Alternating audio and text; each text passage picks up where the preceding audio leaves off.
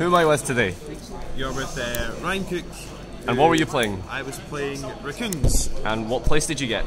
I came 47th at UK Nationals. Nice. So we're going to go straight to the deck profile. Yeah, no worries. And go ahead. Okay. So I'm just going to run through the cards in the main deck first, and then I'll have explanations after for them. So, round 3 Baby Raccoon Pimpoko, which is pretty steep. 2 Tantan. Oh, 2, interesting. 1 Wind Up Kitten. Yep. 1 Kalantosa for your Tantan targets.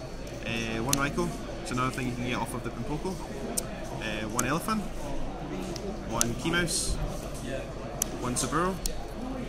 That's most of it for your like level 2 or lower beasts. On top of that, also run 1 Beast King Barbaros. It's for like an opening combo, which I'll show you later on in the video. Also ran 1 Mass Chameleon. This allows you to have easy Nuturia Barkion access. 1 Thunder King. Like, not gonna lie, a lot of games when the Raccoon things weren't really doing what they're supposed to do, I just sat on Thunder King for the entire game and just rolled him to victory. He's like so good. Best normal summon in the game. And last for the monsters is 2 Maxi, which isn't really a monster. So 16 monsters. The spells, 3 Obedience Skill, 3 Upstart Goblin, which is basically just used to see your Obedience Skill faster. 3 MST. Played 3 MST just to blow away opposing Fiendish Chains and things that would just stop Tantan, Pimpoko, and the Sandius. Also made 2 Soul Charge. Obviously Soul Charge is great in most decks. That's all I need to say about that card. 1 Book of Moon and 1 Creature Swap, which is just kind of like a tech choice for like Noble Knights and Boosions. I think there was 13 spells, so 16 monsters, 13 spells. For the traps, 3 Fiendish Chain, 2 Burst Rebirth, which is getting Tantans back in face down defense position is ridiculously good. Also made 2 Mistake, because the deck doesn't search at all, and it hurts a lot of the meta I played today. And then Staple Traps, so 1 Compulse, 1 Torrential, 1 Bottomless, and 1 Black Corner Heaven. No Solemn Warning? No Solemn Warning, because the amount of life that you have to pay in this deck for things like Burst Rebirth and Soul Charge, and your opponent's going to hit over your little guys like Pimpokos that you leave in the tank mode. Warning's dead a lot of the time, so I decided to cut it for like a black card. That's fair enough. So extra deck? 40 cards in the main deck. Extra deck. We have, really the extra deck is just 3 cards. It's 3 Ronin Raccoon Sandia, because this guy is just so good. The other things, some things I didn't really summon, like Herald of Pure Light I summoned a few times. Gachi once to stall in time. There's a funny story about Gachi that you can tell us later. I'll tell you later. 2 Downer Magician, because if your opponent Fiendish Chains one of your Sandius, it's just sitting there kind of useless and you've got no means to destroy it, so 2 Downer Magician. That's all for the Exceeds, 7 Exceeds. Then 1 Misbird Plausilas, because you can make it, it's a level 3. 1 Fabled Unicorn, which is the trollsiest card on the earth. Fabled Saburo lets you go into this and it negates everything your opponent does, but you have the same amount of cards in hand. It's really nutty. So 2 Nuturia Beasts for first on Obedience Skill, shenanigans and things. Other level 5s play 1 Armades for like Boosions and Gears, they can't search with armor. 1 Thunder Unicorn. I didn't summon this at all, but it's another beast for Obedience Skill. For example, if you need to get over a big guy, and you only get an Obedience Skill play. What does it do exactly? Its effect is something along the lines of once per turn during your main phase, you can select a face-up monster your opponent controls. Right. It loses 500 attack for each monster you control, and then only this can attack this turn. And it includes your tokens?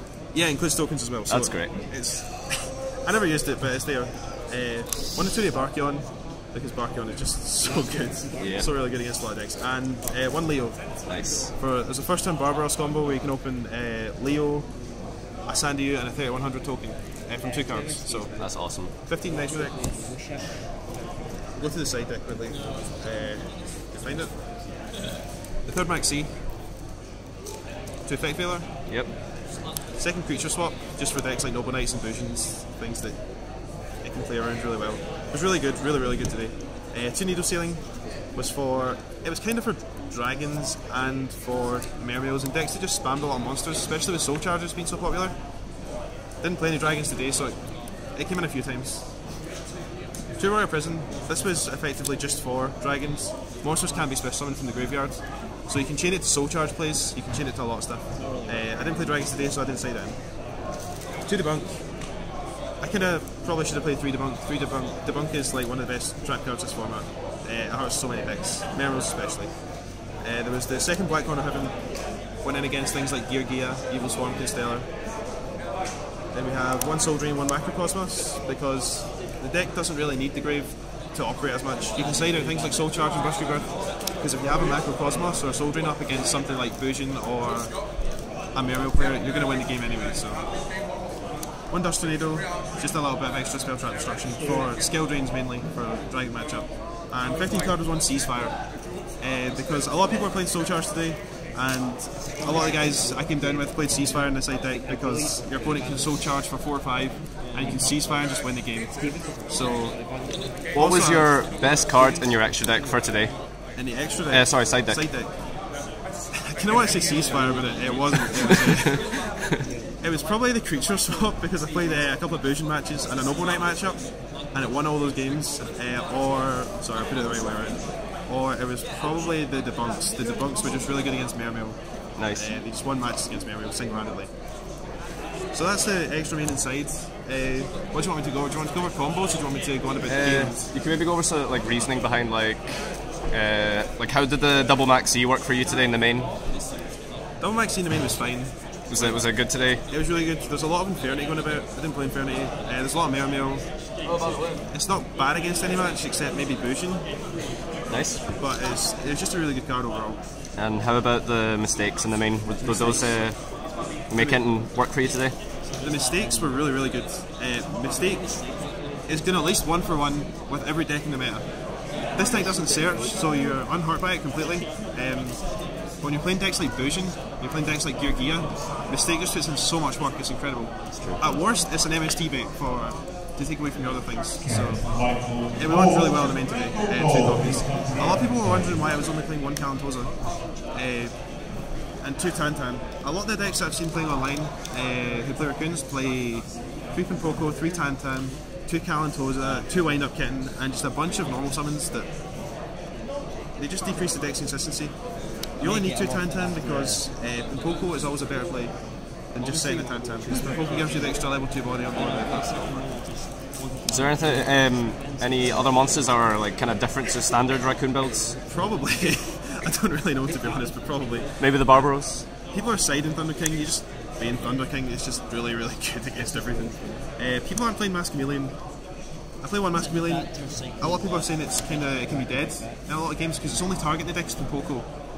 But you're going to see Pinpoco all the time. You're going to play it off Obedience, you're going to draw it, you're going to want to see Pinpoco all the time.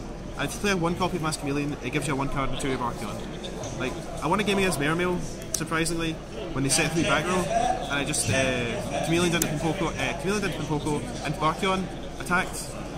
He dead drew next turn, and then I made a Sandiu and made a 2500 token and attacked for game through his 3 back row. It's really, really good, really, really good this deck. Nice. Saburo is obviously there for the Unicore access, and I think everything else is pretty much standard in the deck.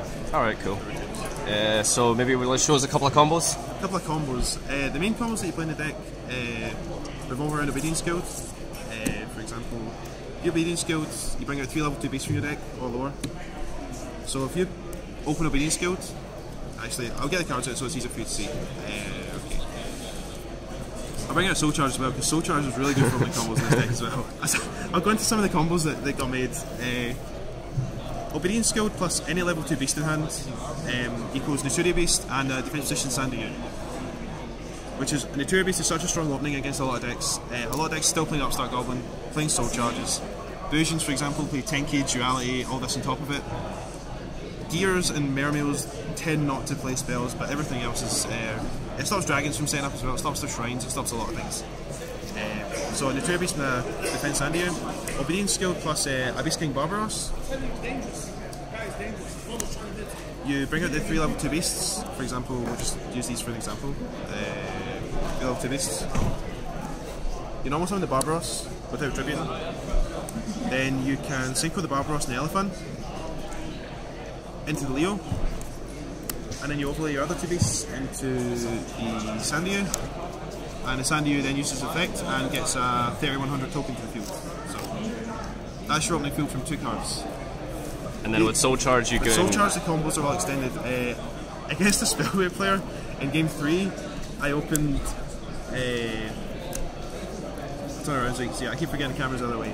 I opened this hand, which meant that I played Obedience Guild. Can Sean Godley and Norman Lewis please come to the admin station? just say this is the Albanian Guild. I assume that's probably right what I brought off of it. So I played Albanian Guild, got these guys. Normal summon Chameleon with no effects. It's level 4 Earth Tuner.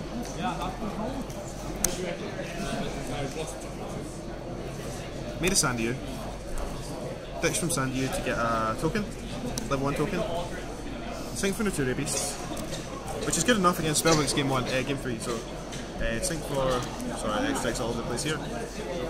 Made Naturia Beasts. Played the Soul Charge. Got back Chameleon and a Beast.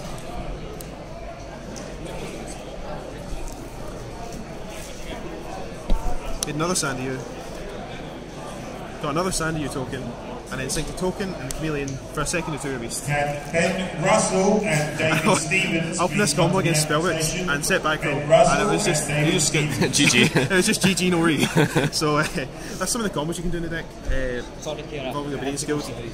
It's also like a cool engine where you burst reburst Tantan in the end phase.